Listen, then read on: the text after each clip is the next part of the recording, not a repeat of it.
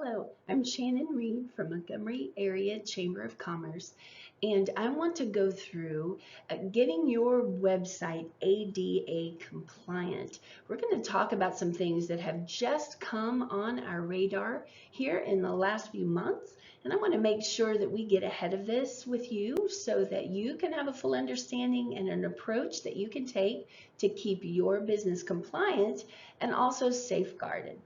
All right, let's take a look here at what we're going to cover today. I want to give you a little history and understand the ADA compliance and how we got to this moment for our websites.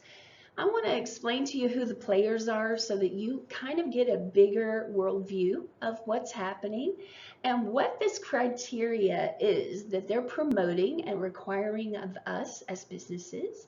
And then what are some practical steps that we can do right now to proceed and be compliant and also protect our businesses. Then I'm going to give you a list of some great resources that I have found. You'll find many more on the internet as well, but I wanted to give you some great links that you can take and plug in to help you with compliance right away. And finally, I want to leave you with some things that we are doing and I'm actively participating in for legislative protections to save our small businesses from this next level of compliance that we're experiencing right now.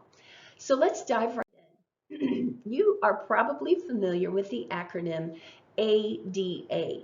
The Americans with Disabilities Act was finalized in 1990 under George H.W. Bush, and it impacts any organization that touches the public, whether it is publicly funded, like government agencies, libraries, schools, and that kind of thing, but also private businesses that are for profit. Anything that reaches out to our community and provides a service, sells a product, any of those things, you are actually under this compliance effort, whether they call it a law that's passed or not, these guidelines apply to you. So the basic premise behind ADA that we already understand to be true is that they're really wanting to give all humans, regardless of ability level, the access to your business.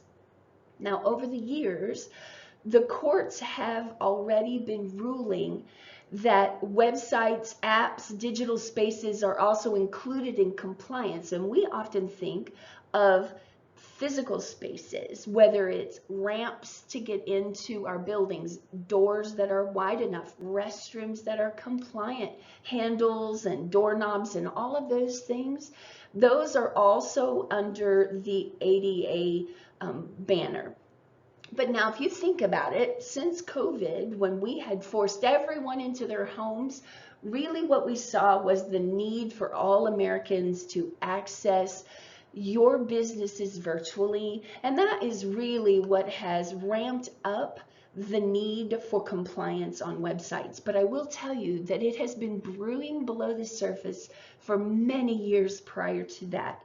And I will give you this one tip. Now you can't see it because of my picture here, but only read resources that are published since last December of 2021.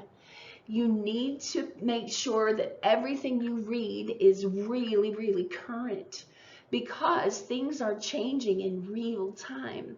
So things published in 2018-19, those are already out of date. In fact, they're trying to get to level 2 by this September of 2022. So please know that we are really early in finding this and getting information to you. All right, now let's take a look at who the players are in this entire decision to go to compliance. Obviously, we have the ADA, organization that is tucked under the Department of Justice in the Division of Civil Rights. So it is very much a a looked upon agency out of our federal government, and that is why our courts are siding with compliance, whether we know about it or not. We really do are going to be held accountable. Now if you go to the ada.gov website, did not actually publish themselves any of these guidelines. They outsourced to the W3C. That stands for World Wide Web Consortium.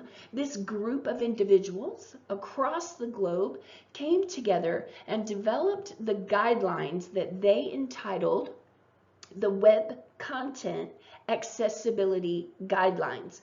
Now, if you want an easy Sunday read, this is not it. You will cry trying to decipher all of the minutiae of detail that they have outlined in this ridiculous document. And I say ridiculous, I mean it's just overwhelming for a layman in business to be able to digest easily.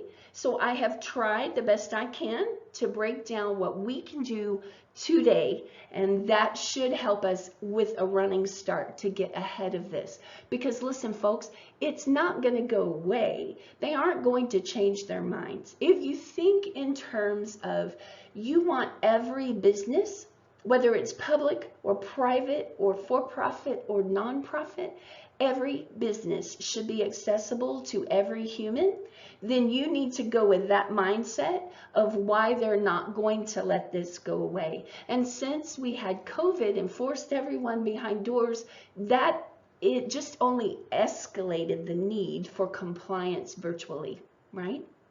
To make things accessible. All right, let's take a look at some criteria. Now, first, I want to draw your attention to the title that I've written here, Level A. Well, one capital A is the first tier of requirements for their criterion of the Web Content Accessibility Guidelines, or the WCAG. Level 1A has 25 criterion for you to comply with. Now, I have listed them here, but I've highlighted the ones that we can tackle with some level of understanding and a reasonable approach, so that it doesn't take too much technology to be able to accomplish these things. But 25 criterion is a lot for just level 1A. And here's the kicker. They've actually added a level 2A and a 3A. They want us to be at level 2A with an additional 13 criteria by September of 2022. So this has already been out in the universe, and we just haven't been aware of it. So let's take a look, and I'm just going to breeze through the highlights here because those are things that I think we can help tackle right away. First of all, alt text. Now, if you're not familiar, when you put an image or a link or a button of any kind on your website that's graphic in nature, you're going to get a formatting box that pops up, and you have the opportunity in one of those fields to write a word description of what you are posting, whether it's a description of the picture or if it's a description of the button link where you're going. All of those things are termed alt text. And I know I can speak personally that for years when I've been working on my website, because I have bigger things to do, I have more things on my list than to mess with alt text, I've been pretty lazy. And that's a shame. I'm kicking myself now because it's not just recommended. It's actually the top of the list of requirements to be compliant. And I can tell you why, just with a little bit of common sense. If someone is disabled and they perhaps use a device or software to read a website, if it were nothing but graphics, there's nothing to read. And they wouldn't be able to understand your website content at all. So the alt text is really how they read your website. So that's why it's so crucial. If you can train yourself to automatically include alt text every single time without exception, you'll find you've gotten yourself into a good habit and you'll stay out of the danger zone. So alt text is the very first thing that you need to take a look at. Also, if you include videos, maybe they have interviews, or they have some type of conversation, you'll want to include captions for all of your videos and audio. Here you also want to include transcripts for your audio and video files that people can actually read. You can also take a look down here at no empty links or heading tags. Make sure that all of your links go somewhere and that all of your tags are properly labeled. And titles for every page should effectively describe the content that's on that page. This takes me back to 8th grade English, and writing a good outline creates the structure by which an essay is written, right?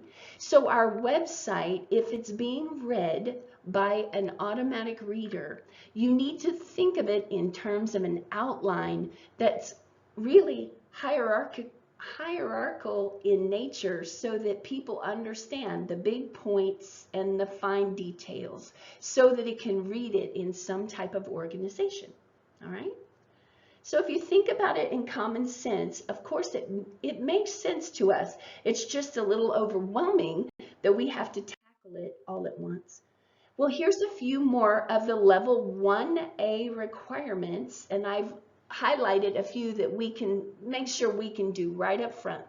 Proper labeling and logical naming on any links and buttons. Make sure that those are labeled in the meta tagging, or I'm sorry, in the alt text, as well as what's reading on the image itself. Remember that sometimes buttons are not read as text. They are viewed as graphics. So you'll make sure that the alt text reflects the words you want the reader to see when it is reading out loud. Forms should be labeled properly and have legends. So think about when we have fields on our website that we want to collect data from a user. Make sure that all of the labels are correctly linked to the field that they are going to enter their data in. Make sure that they're labeled properly and that there is a legend for non-sighted or other abled people to access. Right, then jumping up to level 2A, as I already said, by this September, the W3G and ADA.gov is looking to have everyone compliant all the way to level 2A. And guess what? There is a level 3A. I can't even wrap my head around that just yet. But let's just look at a few things that we can start to address on our end. Video and audio content must all have text captions. We've mentioned that before, but take it to the next level. All underlined text should lead to a link. Now this is interesting because we associate so much a bold and underline and perhaps blue colored font as a hyperlink in any kind of web content. If you do any kind of formatting change like that, make sure that it is linked to where you're going, because those are cues that that software that's reading our websites will use as a hyperlink, and you don't want it to count as an ineffective link, right? So they want you to be careful there. Websites should not use images where text has the same effect. I would take a little bit of issue with this one because typically we've been taught for so long that if one picture can say it for everything, let's use the image instead, and I get that. But in the world of needing accommodations, there perhaps is another way that we can make the accommodations without taking away from the design and aesthetic we've been seeking on our own website. Here's an example. We should be able to apply a widget to our website externally that an end user can then turn on and make the adjustments they need to increase font size or read the text to us, or change the contrast, or change the font style for a dyslexia, any of those accommodations, for example. And that could get us about 80% to the goal. We're going to talk about widgets in just a second. And maybe we'll be able to keep our images in place and use the widgets to accommodate this line. And then the last one is watch out for redundant links. You'll want to remove any of those. Okay, again, you just want to make sure that you're not confusing your end users. All right, so let's take a look at the things we can do right now. Perhaps they don't cost money yet. We really haven't put this all in the budget just yet. So here's what I want to show you to bring attention to. You can run a scan of your site and set some priorities on what you can do. In just a second, I'm going to show you some links that you can consider for running scans on your site to see how you measure up. And then all of those links and images need to have alt text. You can start right there and start plugging away at making changes in all of your website. So work on that alt text and then make it a habit so that you don't get behind ever again. Then you want to prioritize the other highlighted criterion that I've already shown you in the previous pages of this slide deck, and you'll be able to access those when I change this to PDF and send this over to you. Consider adding an accessibility widget that will allow the users to make those accommodations, and I mentioned that already. Those widgets can change the font size or the font style, or it can change the contrast and the saturation levels, or the spacing of your text, those kinds of widgets. And then finally, you're going to check all of the other linked sources that I'm going to show you in the rest of this presentation. Now here's one more extra tip. You need to think about your PDFs in the same way that you do website accommodations, because a lot of times if we have written documents that we want to publish on the internet, we'll use the PDF format to ensure that our formatting and our content is unedited or unaltered. Well, as you save to a PDF, you're going to notice that Microsoft Office 365, that's what I'm using, already has an accessibility checker built in, and it will cue you to let you know, hey, there are some errors and you could do this better. Now, when I did that to this presentation, it added about 15 minutes to my day of trying to fix all of the errors to make sure that it read my information in a hierarchy, had titles where it needed to be, had links where it belonged. So it is intensive. It is a new way to think, and we really do need a paradigm shift to think about all of our content in this way. All right, let's take a look at some of these resources. So obviously the ada.gov website is going to be the branch under which the Department of Justice is governing kind of these rules and guidelines. But as I mentioned before, they look to the W3C as their consortium to bring together the guidelines for the web content accessibility guidelines that we are following. Now, you'll notice here this Accessibility website. I used very effectively this scan for my documents. You can click on this website, enter your URL, and it will give you a great tool of measuring how successful your accommodations are. So you get a green check mark if things are clear. You get a yellow on, hey, you tried this, but I would recommend you do a little more improvement. And then a red X if you failed an element altogether. So right away, I had trouble with my alt text, and it told me all of the locations in my website where alt text was an issue. So I really liked Accessibility, and it was free for the first initial scan. And of course, I could go more in depth if I paid for the next layer. So I think this is a great trusted resource that we can use. Also, they sell a widget that you can check out. There is another one called UserWay that has a widget that you can add to your website to help with accommodations. And that widget will be a little icon located in the far bottom left corner of your screen that a user can click on, and they will have a portal open up that they can make adjustments to your page for what they see. Right? That's what the widget is supposed to be for. And it does require a monthly subscription, so you can check out different ideas for that as well.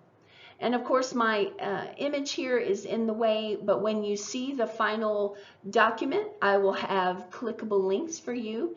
But this accessibility checker website has some comprehensive checklists for the level 1A and level 2A requirements, as well as some other FAQs. And then they also break down the entire set of guidelines to help you understand that a little bit better. So when you see the final PDF without my image on it, all of these links will be clickable for you. All right, now let me just share with you quickly what I've been involved with for legislative protections, because obviously the ADA has been around since the 90s, and the basic premise is you should already know the law. It's on you as a business owner to know the law, so therefore you should be compliant, no questions asked. We're not going to give you any allowance for fixing because the law is existing. These guidelines are what we go by. And so we're just kind of left in a lurch. Well, this isn't acceptable. If you consider all of the challenges that businesses have been facing, small, medium, large, in fact, all businesses have been struggling through the pandemic to make a shift and to manage life, and this is the new way they were going to have to work with people. Even shifting to online in general was a great feat for many businesses. So as you can imagine, we need to have some protections in place that will help us navigate and get to a place of compliance, because again, this isn't going to go away. It's just a matter of how much time can you give us to get caught up with all of the other challenges we've been facing as well. So back at the COVID times, I joined the Save Small Business Coalition. It is a nationwide group of chamber executives who are fighting and lobbying Washington, D.C. to get some serious protections on behalf of our businesses. One of the things that we were very prominent involved in the COVID times was PPP loan forgiveness. Those things, just making those things easy and accessible for our businesses, all of those kinds of issues we were at the front lines for. So now we've brought our coalition back together as this new challenge is really raising its head. So we identified some legislation that we could potentially lobby and help craft or shape to make sure it's actually effective to help our small businesses. So there is a House Resolution 77 that was introduced in January by Representative Calvert, a Republican out of California, District 42. And basically, it's pretty vague, but it's asking for a reasonable compliance window. And I'm suggesting here that it's vague because it doesn't give a timeline. It's just using language like, we want a reasonable effort to comply before we have to get hit with a lawsuit. But I think that's very subjective, and we want something that is a little bit more firmed up that can protect businesses. So we're looking for amendments to be made that establishes a time frame, perhaps a 60 to 90 day window from the time a business is made aware of non-compliance. Then they have a 60 to 90 day window to get the compliance in order. And at this point, I am talking about the websites. Now, Calvert's bill is actually for all kinds of compliance, including physical structures. But right now, we want to make sure that it includes website compliance in the language so as not to be vague and get omitted, right? Right now, at the zero compliance level, if an attorney has a client, whether real or fictitious, that may be claiming disability, that tried to access your website and was unable, or it was not compliant with the ADA WCAG guidelines, then they could say, we're suing you. And because the courts are siding with ADA, you could spend $20,000 to $30,000 for a lawyer and you would still lose, or you could settle out of court for $8,000 to $10,000. But at that point, you still have to work on spending money and time for the compliance. So what if we could just use the money toward the compliance first and give our businesses a protection window for becoming compliant without getting hit with frivolous lawsuits? Given the present climate of our government, we're really looking for bipartisan co-authors and bipartisan support of legislation, both in the House, and we need to have companion legislation in the Senate in order for this to have any traction at all, or it'll just die in committee, which, as a matter of fact, this particular bill has been sitting in subcommittee since March of 22. So it's really going to die on the vine unless we get some power behind it, and we're trying to get that movement going nationwide to see if we can get some protections for our businesses. I really feel like this is just that last straw that wants to break our businesses entirely, and I don't feel that the current climate is pro-business at all nationwide. It's very punitive. So we need to find a way for some allowances there. So I wanted to make you aware of all of the layers that we're trying to impact in helping solve this problem, both from a legislative protection side and making you aware of what the compliance guidelines are. They are not going to go away. I just want to encourage you that as mad as we may get about one more thing, they aren't going away. So take the time to set up new best practices for entering information on your website. Use the scanner to check your accessibility. Fix the egregious errors first. Prioritize them so you can digest and really solve this problem. And then consider one of those widgets, because maybe that could get you 80% to the goal. That might really help. So I just want you to be thinking about this as a whole, and I want to be able to help us stay protected in going forward so that we can have a prosperous future here in our community and as you do your business online with the entire world, because you could be selling products and services anywhere, not just here in our community. Well, thanks so much for your time today. If I could be of any resource, feel free to reach out and contact me at the Chamber office. Again, I'm Shannon Reed. I'm with Montgomery Area Chamber of Commerce, and I so wish you a very wonderful day and the rest of this year. And if I can be of service, please reach out. Thank you.